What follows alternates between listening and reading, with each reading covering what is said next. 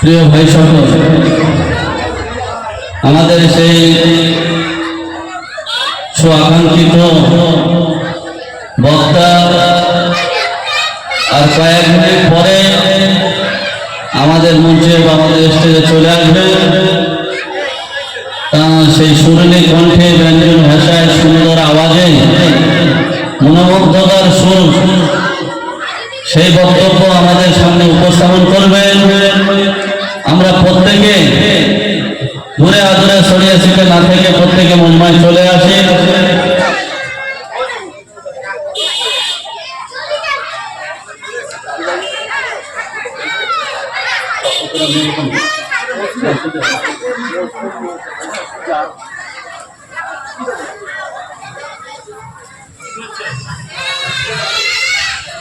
Phone করে দেখো না।